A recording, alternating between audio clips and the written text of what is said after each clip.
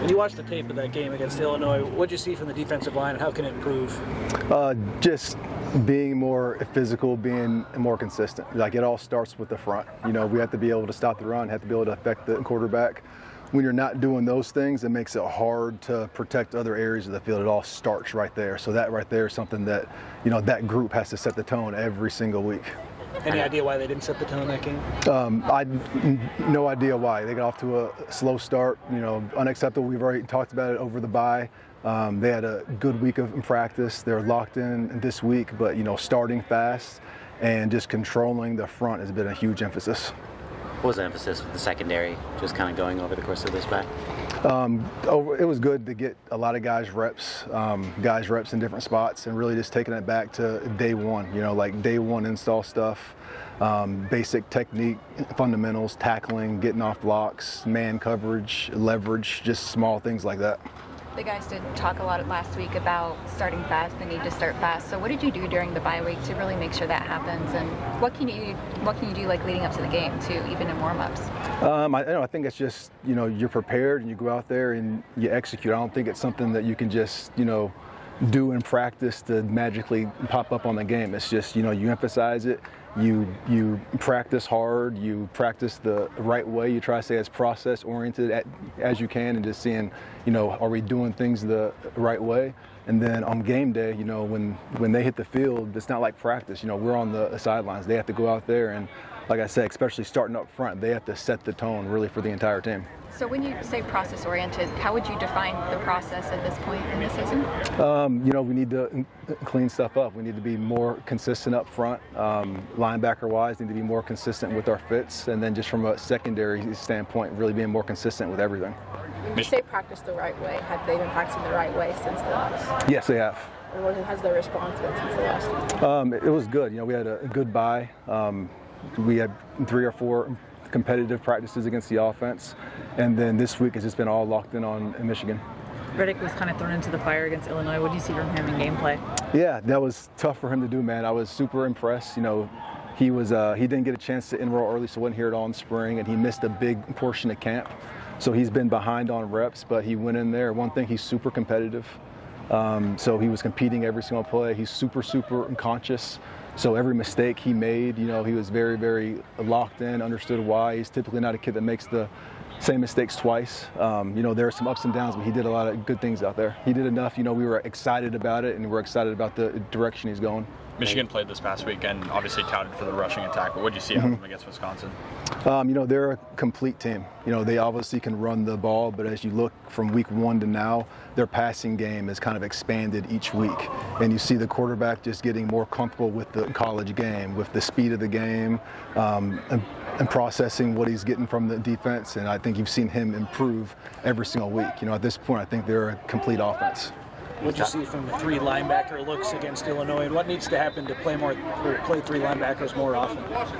It really just depends on the team that we're playing. You know, there's going to be times where we have 3 backers and be times we have 5 D linemen. It's just going to depend on the package. What did you think of the 3 linebacker packages against Illinois? How did those look? They did some good things, and then there are some plays that we had to correct. You talked a lot about getting stronger and more physical, bigger in the trenches and coming into the season. Does this feel like a game where that's really tested?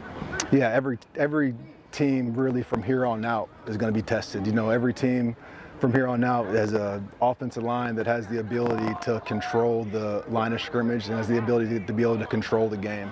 So that's something that we have to respond, you know, with our front 7 every single week. What stands out in particular about Michigan's run game? They're very, very well coached. You can tell that they know what they're doing. Their offensive line plays very well together. It's probably the best backs we've played all year. Their tight ends are complete tight ends. You know, they're very, very big. They can block, but they can also hurt you in the pass game. Like I said, it's, you know, it reminds you of an NFL team. It's a complete offense. They can beat you in the air. They can beat you with their interior run game. They could beat you on the edge. You kind of have to defend everything. But again, it starts up front. How much confidence do you have in D? I know you already talked about him a little bit, but if he's progressing well, could Kamari potentially fall back into his normal spot and D play nickel? Yeah, so that was the good thing over the bye, was being able to just pour into a ton of guys and get guys reps in spots where they've been getting reps, but being able to get them just a lot of just concentrated reps and back to back. And we have a lot of confidence in guys like D. We have a lot of confidence in guys like Alex when we're able to get him back. And the more those guys get reps, the more comfortable we'll be with them in games. Where do you feel like Eric Gentry has maybe added most to his game coming into this season, and how important is he in a game like this when you have a mobile quarterback, you have a good run game? I would say just with the personnel and some of the injuries, stuff like that, he's been doing a lot more off the ball stuff. Last year, he was kind of like half and half. And I've just been impressed really with him taking that step off the ball. Like, you see him communicating a lot more. You see him calling and plays out. You see him playing like an inside backer in the box. I just think he's, getting more comfortable off the ball. Did you see the defensive line take what Illinois did on the offensive line personally? Have you seen any of that the past couple of weeks? I think the entire defense did, yeah. Giving up the big play was a point of concern last year against Michigan. We saw a little bit of that against Illinois. How do you, in practice, emphasize stopping that? I mean, it's tackling, it's getting off blocks. If there's an 8-yard curl that goes for 60 yards, we have to get them down. If there's a screen and we have 3 guys that can make the play, we have to get off the block. We have to know where our leverage is, and we have to just do small things like that. And he dealt with a mobile quarterback, Aiden Childs, before. Bryce Underwood's a little bit bigger. He is, yeah. How much different of a challenge is he maybe than Aiden? They're similar. I would say he's probably a little bit more explosive. They both have really strong arms. They can make any throw on the field. I've just been impressed when you watch week 1 to week 2 to week 3 to week 4. You actually, you see him getting better and better each week. So, I think he's going to be a hell of a player. Jermaine Carroll was spoken so highly of early in the season as far as conditioning goes. Now that we're quite a few games in, are you still seeing the results of that early season conditioning and maybe even what he's doing now too? Yeah, the guys love Coach True.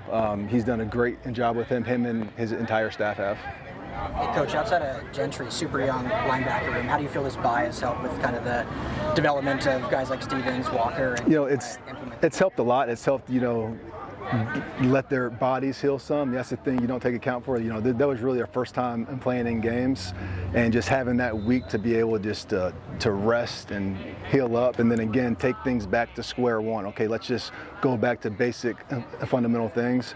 But I think all the young guys in that group have improved. Let's do one more. Coach, what's been the vote of confidence that you've been instilling throughout this entire bye week? Just playing our brand of ball. And just really just staying locked in and just talking about mental and toughness, and really, regardless of what happens the play before, regardless of outside circumstance, just locked in and just playing our brand of ball and just being more consistent.